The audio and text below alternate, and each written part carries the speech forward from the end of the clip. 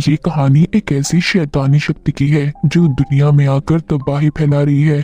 तो ये कहानी एक हॉस्पिटल से शुरू होती है जहाँ पर हम एक कपल को देखते हैं, रीटर और उसकी वाइफ। उनके यहाँ बेटा पैदा हुआ था और दोनों इस बात को लेकर बहुत खुश थे। रीटर एक पुलिस ऑफिसर था, जिंदगी बहुत अच्छी चल रही थी। रीटर को काम के सिलसिले में बाहर जाना पड़ता है। उसकी वाइफ उससे कहती है, प्लीज जरा जल्दी आ जाना क्योंकि आज हमें हॉस्पिटल से घर भी जाना है, बस कुछ टेस्ट होने हैं।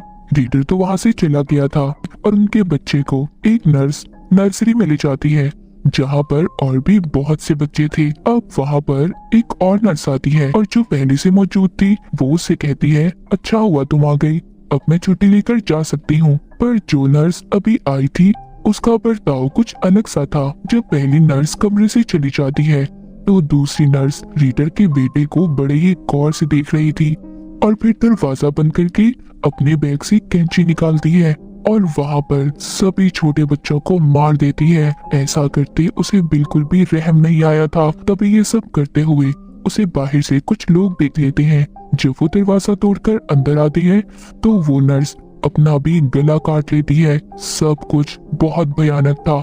वो नर्स भी मर चुकी थी। ये बात जब रीटर को पता चलती है तो वो बहुत रोता है और पूरी तरह से टूट चुका था।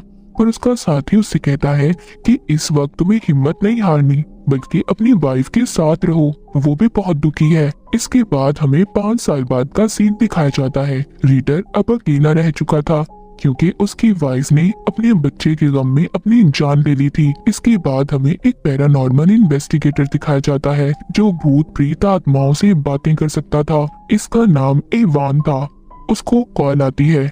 उसे बताया जाता है दुनिया में कुछ ऐसे हादसे हो रहे थे जिनको समझ पाना बहुत मुश्किल था। हाल ही में एक बच्चे ने स्कूल में फायरिंग करके बहुत से और अपने जैसे बच्चों को मार दिया था। इस केस को अब रीडर को दिया जाता है। फिर हमें एक लेडी दिखाई जाती है जिसका नाम एलिना था, जो अपने घर में कुछ सामान लेकर आई थी। फिर उसका बेटा उसके पास आता है, कहता है कि मॉम, मैंने एक बुरा सपना देखा है। शैतान मेरा पीछा कर रहा था और मैं उससे भाग रहा हूँ। एलिना अपने बेटे को शांत करती है, कहती है बेटा ऐसा कुछ नहीं होता और ऐसी बातों के बारे में बिल्कुल मत सोचो। एलिना की एक बहन भी थी, उसका बेटा भी इसी स्कूल में पढ़ता था जहाँ पर एक बच्चे ने सभी बच्चों को मार दिया था और एलिना की बहन का बेटा भी मर चुका था।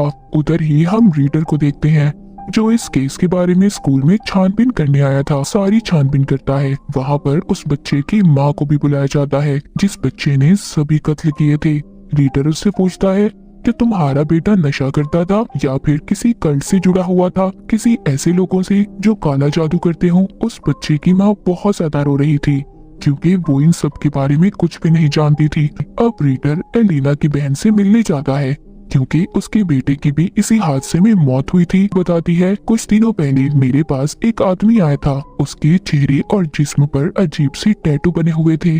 उस वक्त उसने मुझे बताया था इन सब बातों के बारे में, पर मैंने उसका यकीन नहीं किया। मुझे लगा कि वो कोई पागल है, पर मैं ये नहीं जानती थी कि उसकी बताई हुई बात सच हो जाएगी। और उसने तो ये भी कहा था अभी तो दुनिया में और भी बहुत बड़े बड़े हादसे होने वाले हैं जिसमें बहुत से लोग मारे जाएंगे। रीडर भी एलिना की बहन की बातें सुनकर हैरान हो गया था। जिसके बाद हमें एक पूल का सीन दिखाया जाता है जहाँ पर बहुत से लोग तैरने आए हुए थे। वहाँ पर सफाई करने वाली औरत को न जाने अचानक से क्या हो गया था। वो वायर्स बिजली की तारों को लेकर पूल के सामने खड़ी हो जाती है। जब एक आदमी उसे देखता है, उसे रोकने की कोशिश करता है, पर वो उसे भी बिजली के झटके देकर मार देती है। ये सब देखकर पूल में जितने भी लोग थे सब भागने की कोशिश कर रहे थे, लेकिन वो औरत उन तारों के साथ ही पानी में कूद गई थी जिससे पूल में जितने भी लोग थे सब मर गए थे। इस बारे में रीडर को भी पता चलता है तो वो वहाँ पर इन्वेस्टिगेशन छानबीन करने आता है।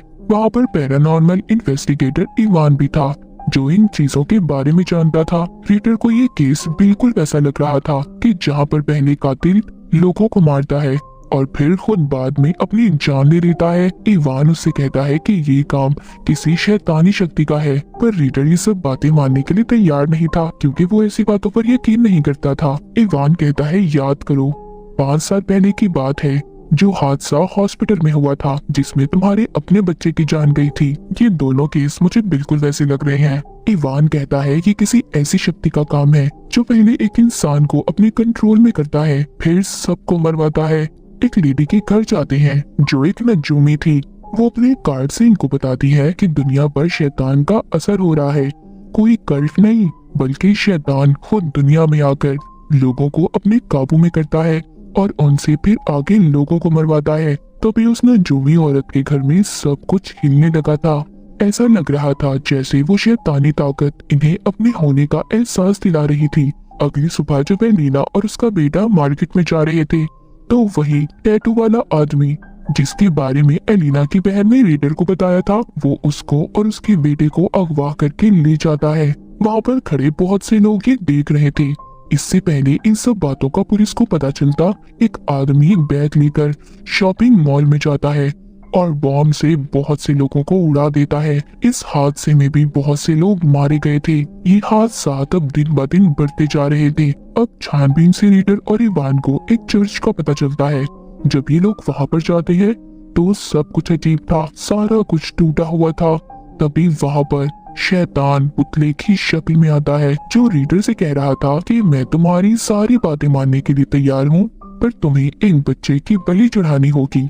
एक बच्चे को मेरे लिए कत्ल करना होगा, उसे मारना होगा। तभी वो रीडर को उसकी बीवी और बच्चा दिखाता है, पर इवान ये जानता था कि वो ये सब सिर्फ उसे ख्यालों में दिखा रहा है, इसलिए वो उस पुतले पर गोली चलाकर उसे खत्म कर देता है। तभी वहाँ पर कोई आकर इन दोनों को बेहोश कर देता है। अगले दिन जब रीडर को होश आता है तो वो एक पिंजरे में बंद था। उसके सामने वही टैटू वाला आदमी था। ये आदमी एक प्रीस्ट था। वो रीडर को बताता है कि ये सब कुछ शैतान कर रहा है और मैंने अपनी आत्मा का सौदा शैतान से कर लिया था, जिसके बाद शैतान मुझे कभी नहीं मार सका। पर तुम ये मत समझना कि मैं शैतान के साथ हूँ। रीडर समझ रहा था कि इस प्रीस्ट ने इवान को मार दिया है, पर वो उसको दिखाता है, कहता है देखो, वो और साथ ही एलिना भी उसका बेटा बिल्कुल महफूज है। प्रीस्ट कहता है कि शैतान हमारे गॉड का दूसरा जन्म नहीं होने देना चाहता और वो सब कुछ इसीलिए कर रहा है। मैं जानता हूँ इन सब के बारे में, इसीलिए शैतान लोगों को मारता है। अब ये फैसला करते हैं कि जितने भी लोग हैं सब एलिना और उसके बेटे को बचाएंगे।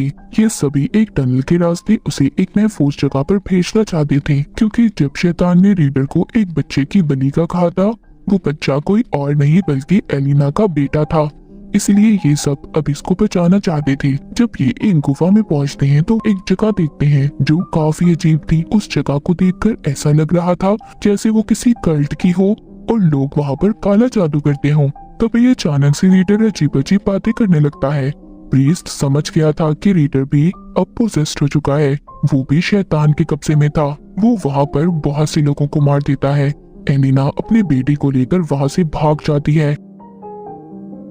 प्रीस्ट जब रीडर को रोकने की कोशिश करता है तो रीडर प्रीस्ट को बेहोश करके एलिना के पीछे भागता है।